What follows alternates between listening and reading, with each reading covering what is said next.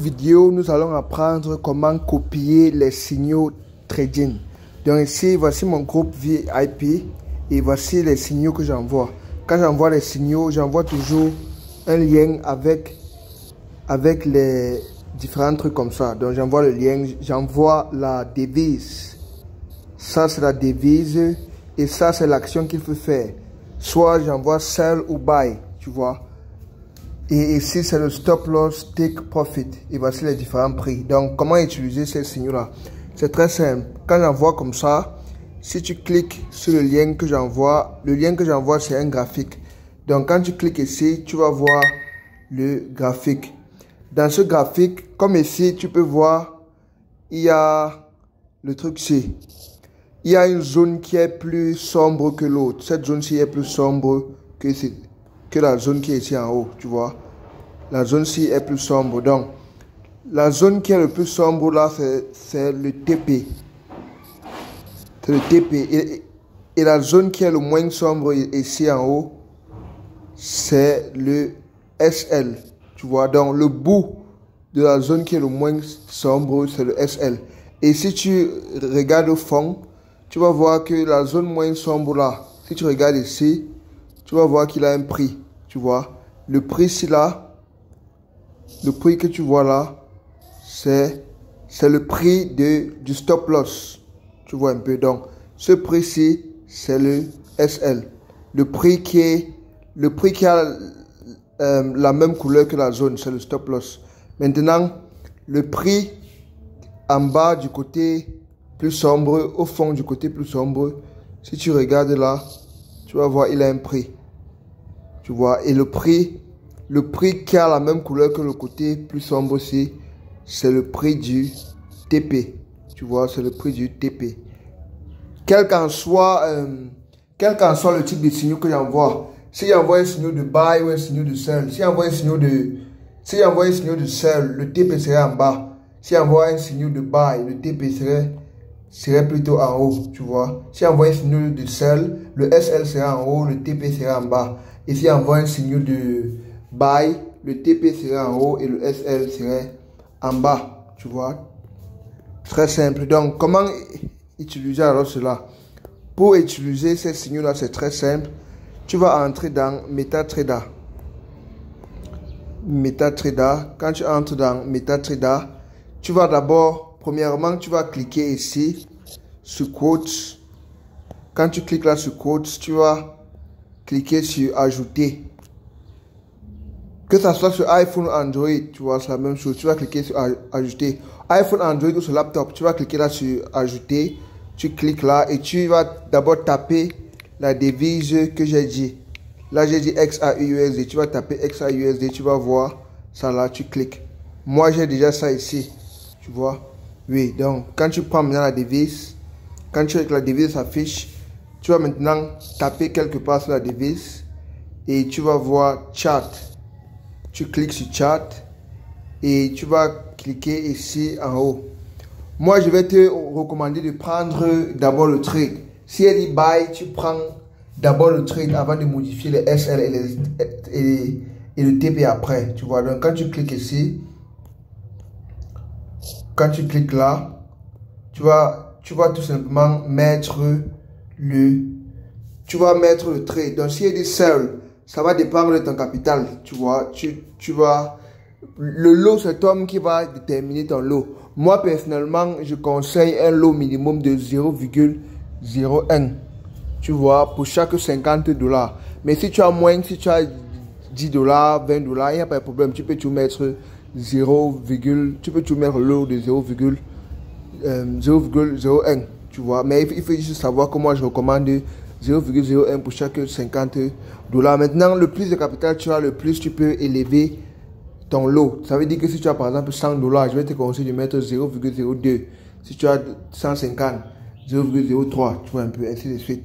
Donc quand tu as mis ton lot, quand tu as déjà mis ton lot ici, tu vas mettre maintenant le trade. Si elle dit sell, tu vas cliquer sell. Tu vois, tu cliques. Si elle dit sell, tu vas cliquer sell. Si elle dit buy, tu vas cliquer sur buy. Tu vois. Et tu vas cliquer dans trades. L'ordre va s'afficher. Bon, et si j'ai plus des ordres, attends, je ferme certaines. Oui. L'ordre que tu as placé, ça va s'afficher ici. Là, on a mis trade. Maintenant, voilà ton trade qui soit en train de courir. Tu vas maintenant glisser comme ça. Cliquer sur modification. Tu glisses comme ça, tu vas voir un petit truc là. Tu cliques là-bas. Et ici, là, on a mis SL. Tu viens, tu copies le chiffre ici. 2055,158. Tu vas mettre là. 2055,158. Et ici là, c'est le TP. Tu vois, on a mis TP. Là, tu vas me faire la même chose. Copier le prix TP. 2035. 2035,496. Et maintenant, tu mets modifier. Quand tu modifies, tu vas maintenant voir ça sur tes graphiques. Voilà ça qui s'affiche dans tes graphiques. Là, tu vois ici, on a mis là SL et on a mis ici en bas, voilà TP. Voilà TP là qui s'affiche, tu vois. Donc là, c'est posé, c'est calme. Et maintenant, tu peux décider de fermer le trade à tout moment. Tu vois, si tu veux fermer le trade, tu vas tout simplement cliquer ici, cliquer là, et ensuite cliquer là sur close. Tu vois. Et ça ferme le trade quand tu veux. Tu vois. Ou alors tu peux décider de fermer une partie du trade. Si tu as pris un lot de 0,02 et que tu veux fermer une partie, soit, disons que tu veux fermer la moitié, 50%. 50% du lot de 0,02 c'est combien? C'est 0,01. Donc si tu veux fermer la moitié, qu'est-ce que tu fais? Tu cliques sur la même place et tu viens ici, tu modifies à 0,01 et tu cliques close. Tu vois, là on a fermé 0,01 sur 0,02. Tu vois, donc là c'est un peu comme ça, tu vois. Donc ça dépend du lot que tu as pris. Si tu prends un lot plus élevé, disons un lot de 0,1, tu vas voir que ça serait plus flexible parce que tu vas pouvoir fermer même 80%, 90%, 70%. Alors que si tu as pris un lot de 0,01, parce que 0,01 c'est le minimum. Quand tu as pris ça, tu ne peux plus fermer une partie du trade, tu es obligé de fermer tout. Ou alors si tu as pris 0,02, tu peux seulement fermer la moitié. Ou tu fermes tout. Si tu as pris 0,03, tu peux seulement fermer, disons, 66%. Parce que 0,02 sur 3, oui, ça fait, tu peux fermer soit 66%, soit 33%. Voilà, tu peux fermer tout. Tu vois, donc, si tu as un lot, avec un lot de 0,1 à montant, tu serais plus flexible parce que le pourcentage que tu peux fermer, c'est, tu peux fermer 10%, tu peux former en 10%, tu vois, parce que chaque 0,01 sur 0,1 c'est 10%, tu vois. Donc ça c'est un peu comment on ferme différemment. Voilà, donc ça je pense que ça c'était bon. Maintenant, quel est le cas où le trade n'est plus valide? Quand j'envoie un signal comme ça, c'est important de voir ici, tu vois le prix qui est au milieu ici. Il a un prix là au milieu. Le milieu là, c'est le prix auquel je suis entré. Donc, si tu vois par exemple que le prix auquel moi je suis entré, c'est différent.